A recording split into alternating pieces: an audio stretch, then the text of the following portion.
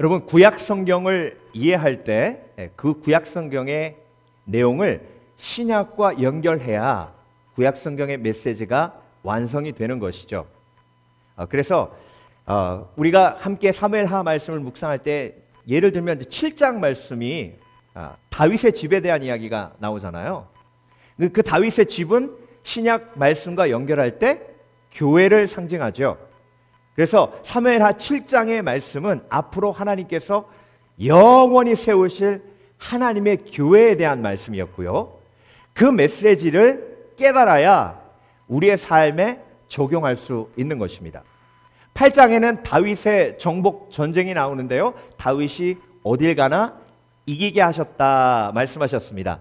그 이김이라는 것은 영적인 의미를 포함하고 있죠. 다윗이 이겼다는 것은 예수 그리스도께서 죽음을 이기시고 심판을 이기시고, 그래서 저와 여러분이 다윗의 자손 메시아 예수 그리스도를 믿을 때에 승리의 삶을 살 수 있다는 메시지가 사무엘하 8장에 담겨져 있는 것입니다. 자, 그렇다면 이렇게 신약과 연결해서 구약을 이해할 때에 오늘도 사무엘하 9장은 어떤 하나님의 메시지가 들어있는지를 함께 깊이 묵상해 보기를 원합니다. 그 메시지를 알기 위해서 어떤 질문이 필요하냐면 무비보셋은 누구인가라는 질문이 필요합니다. 사무엘하 9장의 주인공은 무비보셋이에요.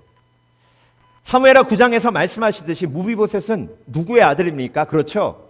사울의 아들 요나단의 아들입니다. 그러니까 사울 왕의 손자죠.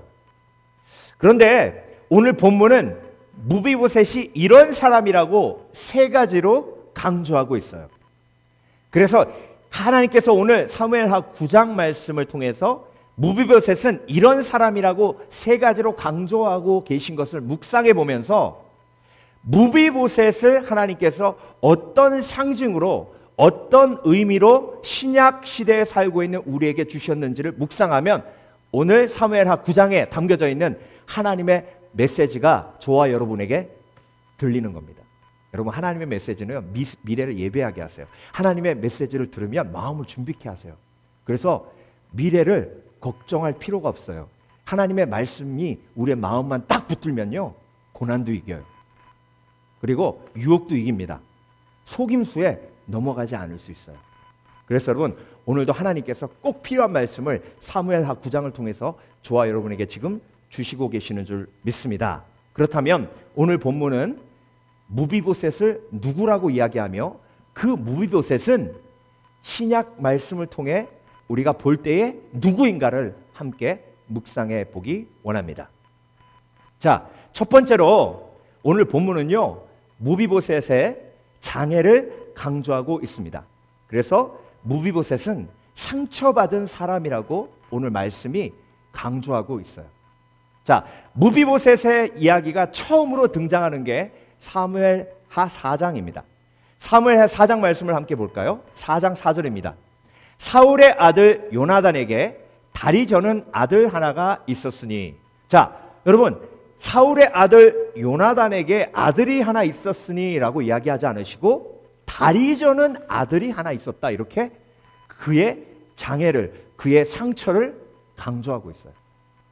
그런데 요나단의 아들 무비보셋이 어떻게 다리 저는 장애를 가지게 되었는지 설명하고 있습니다.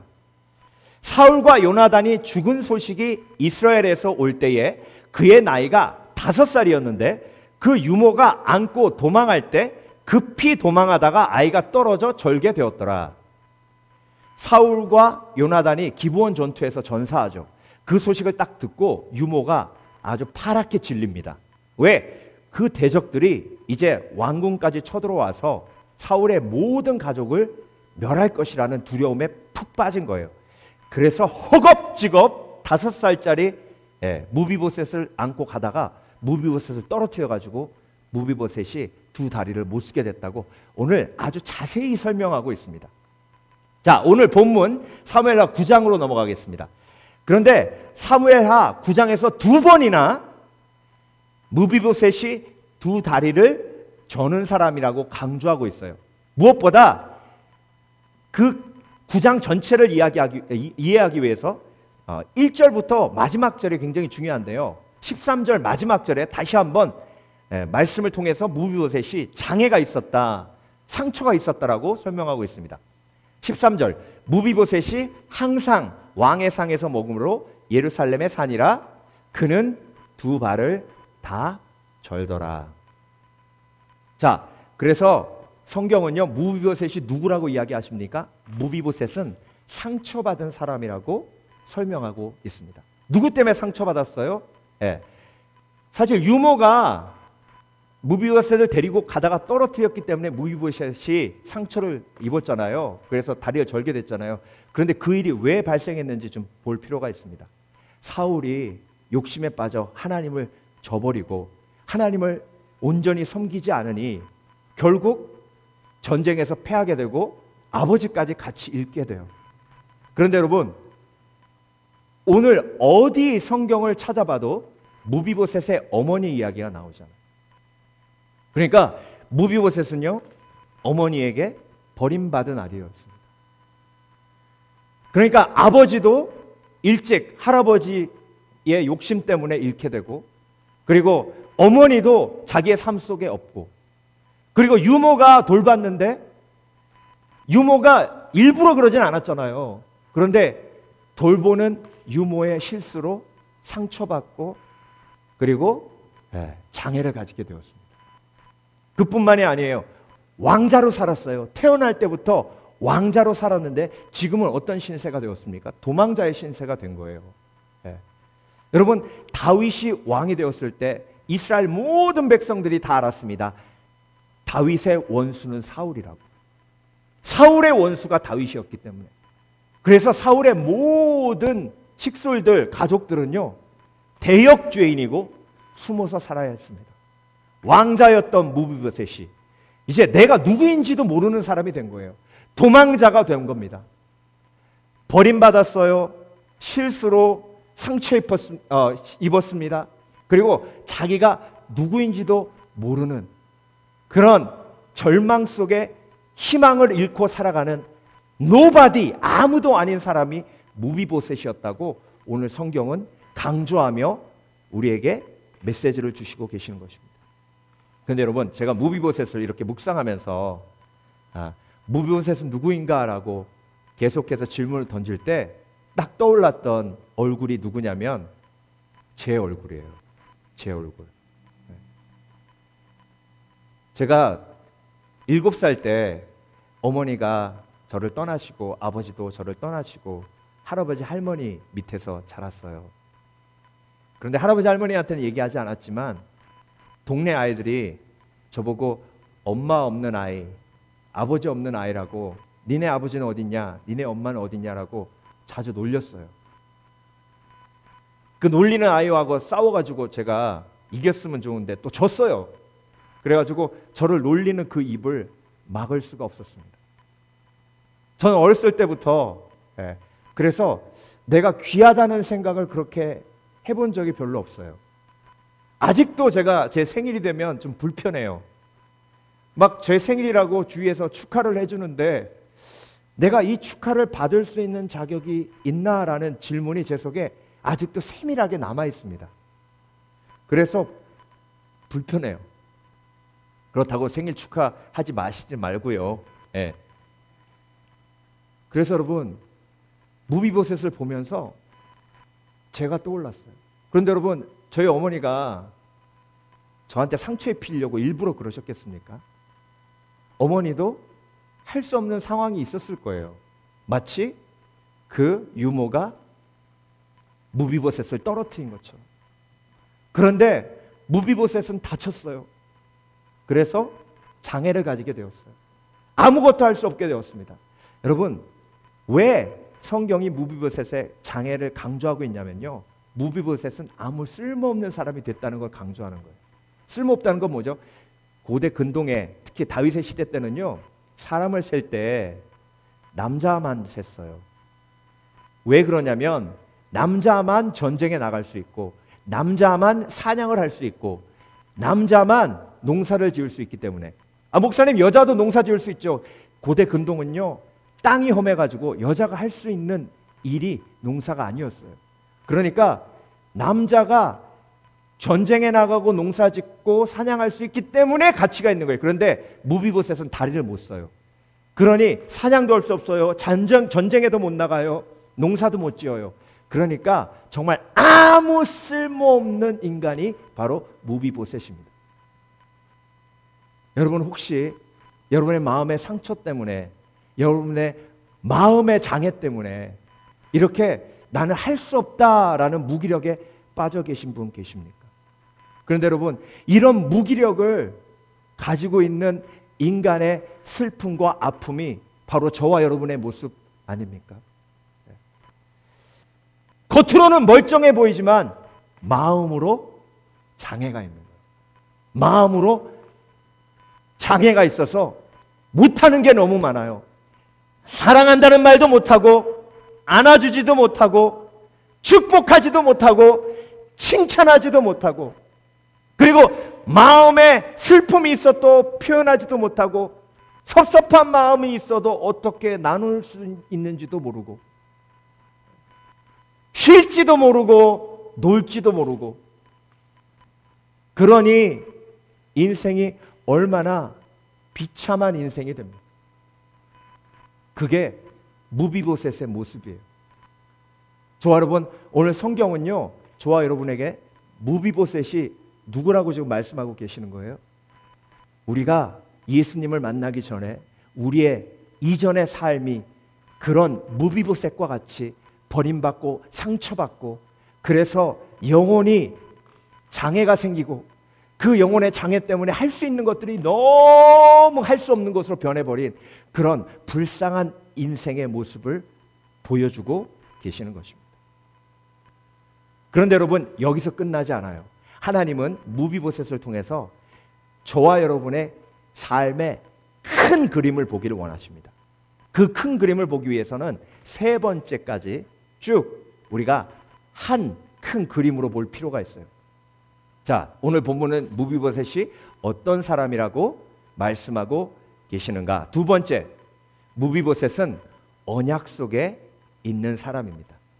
언약 속에 있는 사람. 오늘 본문 7절을 보겠습니다. 다윗이 그에게 이르되 무서워하지 말라. 내가 반드시 내 아버지 요나단으로 말미암아 내게 은총을 베풀리라.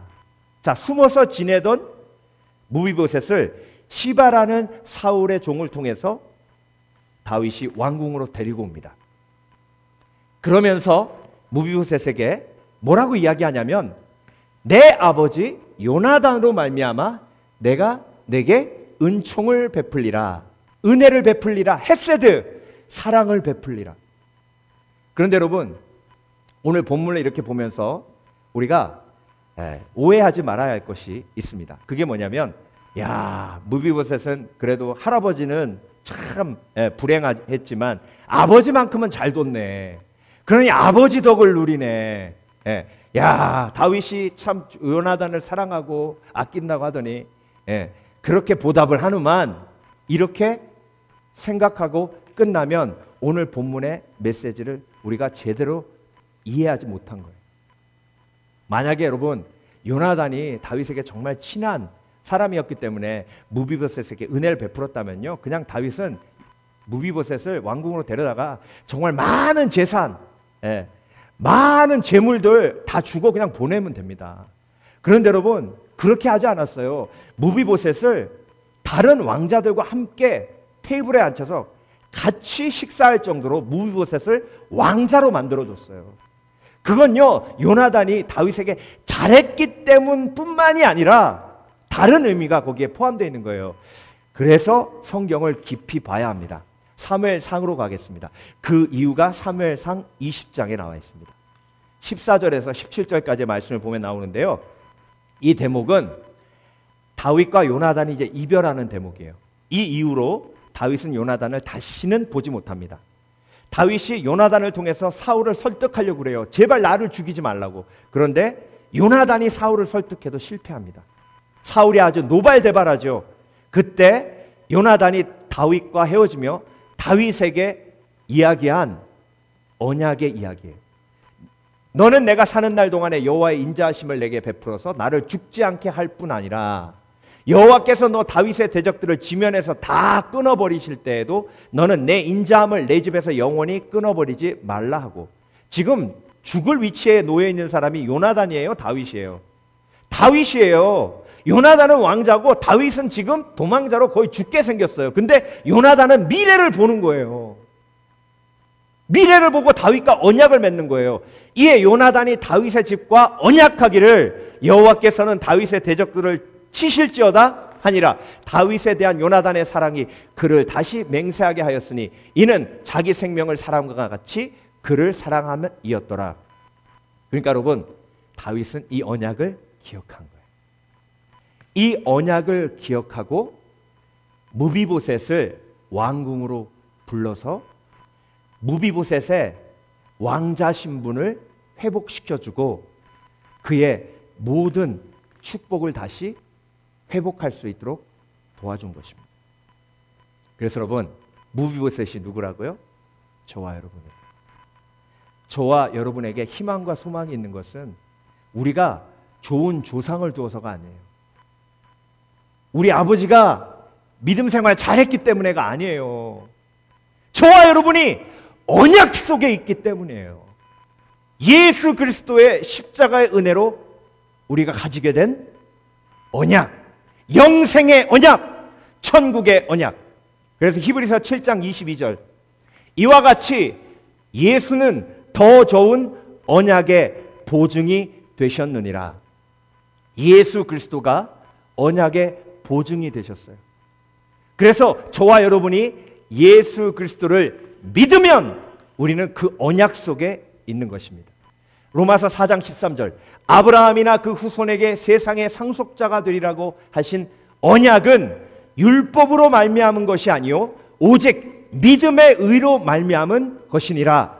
그래서 저와 여러분이 무비보셋처럼 상처받고 버림받고 그래서 마음속에 영혼의 장애가 생겨 할 수 없는 것들이 많아진 그런 축복과 먼 삶을 살고 있다가 예수 그리스도를 믿음으로 우리 속에 언약의 축복이 임한 줄 믿습니다.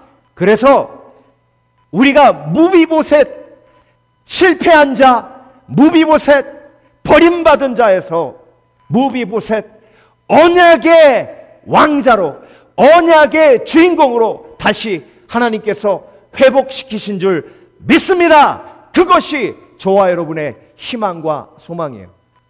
그래서 저와 여러분이 절대 넘어지고 쓰러져도 다시 일어나는 이유가 뭐예요?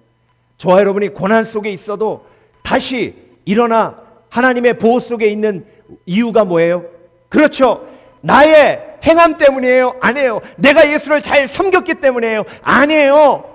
언약을 지키시는 예수 그리스도의 은혜 때문에 우리가 보호받고 다시 일어날 수 있는 줄 믿습니다. 그래서 여러분, 내가 이전에 버림받고 상처받고 영혼에 장애가 있어 할 수 없었던 그런 불쌍한 영혼이었음을 인정하고 예수 그리스도의 은혜 속으로, 언약 속으로 들어올 때 회복과 치유가 있는 줄 믿습니다. 그래서 여러분, 무비보셋이라는 이름의 뜻이 뭔지 아세요? 히브리어로 무비보셋이란 뜻의 이름은요, The end of shame이에요. shame, 부끄러움이 끝나다. 부끄러움이 끝나다. 장애가 있어, 마음에 장애가 있어, 버림받아, 상처받아, 쓸모없는 인생이 되어 부끄럽고 또 부끄러워 열등감에 빠져 나의 참을 수 없는 존재의 가벼움 때문에 울부짖고 부르짖었던 나의 shame, 부끄러움, 수치가 끝났다. 언약 때문에 끝났다. 그래서 여러분 어깨 피세요. 이전 것은 지나갔으니 보라 새 것이 되었도다. 나는 무비보셋이다. The end of shame. 수치는 끝났다. 그런즉 그리스도 예수 안에 있는 자에게는 결코 정죄함이 없나니 예수 그리스도의 생명의 성령의 법이 죄와 사망의 법에서 우리를 자유케 하셨느니라. 자유케 하셨느니라. 그래서 나는 무비보셋이었고, 그런데 나는 무비보셋인데 언약의 주인공으로 하나님께서 나를 세우셨다. 마지막으로 오늘 성경은요, 무비보셋이 누구라고 이야기하시냐면 왕의 부르심에 응답한 사람이라고 말씀하십니다. 왕의 부르심에 응답한 사람. 사무엘하 9장 6절. 사울의 손자 요나단의 아들 무비보셋이 다윗에게 나와 그 앞에 엎드려 절하매. 자, 여러분, 그냥 오늘 본문은요, 무비보셋이 다윗에게 나왔다 이렇게 표현하고 있잖아요. 근데 여러분, 무비보셋이 과연 다윗에게 나오는 이 발걸음이 쉬웠을까요? 시바가 무비보셋에게 와서 이 소식을 전합니다. 무비보셋이요, 다윗 왕께서 무비보셋을 찾으십니다. 그때 무비보셋이 무슨 생각이 들었겠어요? 올 게 왔구나. 이제 그렇게 우리 할아버지가 죽이려고 쫓아다녔던 다윗 왕이 우리 사울 일가를 다 멸하려고 하는구나. 이제 내가 죽을 날이 온 것인가? 그렇다면 나는 도망가야 하나? 여러분, 그래서 이런 상황이 되면요, 우리의 마음속에 두 가지 음성이 막 들리기 시작합니다. 야고보서 4장 4절을 보면요, 누구든지 세상과 벗이 되고자 하는 자는 스스로 하나님과 원수되는 것이라. 그래서 우리가 예수 믿기 전에, 예수님께 나오기 전에, 영원한 왕이신 예수 그리스도께 나오기 전에 우리 속에 무슨 갈등이 있었어요? 갈까 말까 하는 갈등이 있었잖아요. 교회 가면 뭐해? 예수 믿고 정말 내 인생이 변화될 수 있을까? 악한 영역 가만히 놔두질 않아요. 그래서 무비보셋에게 막 공격합니다. 하나님과 원수된 사단의 자녀들을 하나님의 나라에 뺏길 수 없는 거예요. 그러니까 막 공격합니다. 가지 말라고. 그러니까 무비보셋도요, 막 갈등했을 거예요. 내가 가야 하나 말아야 되나, 도망가야 하나. 근데 도망가자니 내가 다리를 쓸 수 없고 누군가 나를 도와줘야 되는데, 그리고 내가 도망가면 다윗의 군대가 나를 쫓아올 것이고, 그때 나는 어떻게 할 것인가? 또 한편으로는 다윗은 내가 듣기로 사울이 죽었을 때, 요나단이 죽었을 때 통곡했던 하나님의 사람이고, 그리고 그 하나님의 사람이 나를 찾는 것은 하나님께서 주신 마음이 있어서일 테인데, 그렇다면 나는 가서 다윗에게 무릎을 꿇고 나의 주인이시여라고 고백해야 되지 않는가? 이 두 가지 마음이 계속 갈등하고 있었던 거예요. 그런데 무비보셋은 결정을 내립니다. 내가 다윗에게 나아가리라. 그래서 왕궁으로 들어서 왕좌가 있는 그 왕궁의 궁정 안으로 들어가기 전에 그 문이 옆에 서 있는 수문장들을 통해서 쫙 열립니다. 그때 무비보셋은 걸을 수가 없기 때문에 주위 사람들의 도움을 받아 한 걸음 한 걸음 다윗에게 다가갑니다. 눈을 감습니다. 다윗의 얼굴을 볼 수가 없습니다. 다윗이 정말 환한 얼굴로 나를 본다면 나는 죽을 것이요, 다윗이 웃으며 은혜로운 모습으로 나를 본다면 나에게 은혜를 베푸신 하나님의 은혜가 다윗을 통해서 나에게 임하는 것이요. 그래서 다윗의 가까이 가 감은 눈을 떴을 때에 다윗의 환한 웃음을 무비보셋이 보며 들었던 음성이 있어요. 다윗이 뭐라 그랬냐면, 무비보셋아, 무비보셋아, 수치의 끝이요. 무비보셋의 이름을 불러주는 다윗의 음성을 듣는 순간 왕의 부름을 받은 무비보셋의 모든 걱정과 근심 한꺼번에 다 날아가 버리고 그때부터 회복이 임한 줄 믿습니다. 저와 여러분의 삶의 큰 그림을 그릴 필요가 있어요. 내가 문 밖에서 두드리노니 내 음성을 듣고 문을 열면 내가 들어가 나는 그와 더불어 먹고 그는 나와 더불어 먹으리라. 이 말씀이 저와 여러분에게 동일하게 임했기에 저와 여러분도 영원한 왕이신 예수 그리스도의 초청을 받은 사람이요, 그 갈등 속에서 예수 그리스도의 초청에 임해 그분 앞에 무릎을 꿇고 그분을 주라고 시인했을 때에 내 모든 과거의 상처가 치유되고 내가 잃었던 모든 것을 다시 회복하게 하시는 하나님의 은혜를 체험하게 되며, 무엇보다 내가 잃었던 나의 존귀함, 그 존귀함이 회복되는 치유의 은혜를 누리게 되는 줄 믿습니다. 그래서 어떻게 회복되었나? 9장 11절, 시바가 왕께 아르되 내 주 왕께서 모든 일을 종에게 명령하신 대로 종이 준행하겠나이다 하니라. 무비보셋은 왕자 중 하나처럼 왕의 상에서 먹으니라. 왕자 중 하나처럼 왕의 상에서 먹으니라.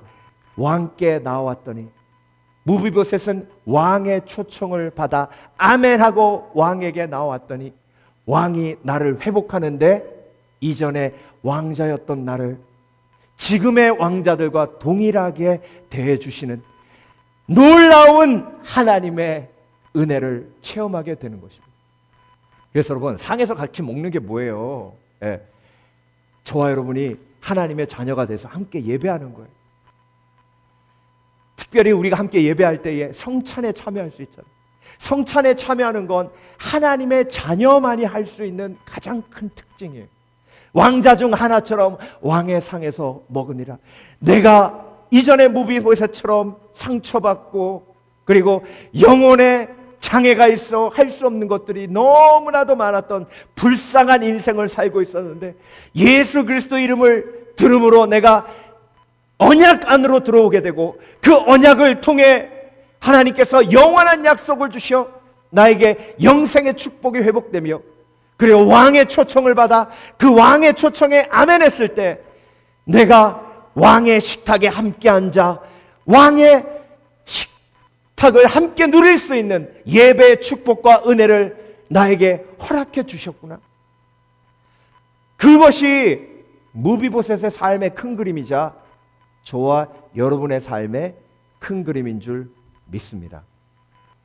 저와 여러분은 무비보셋이에요.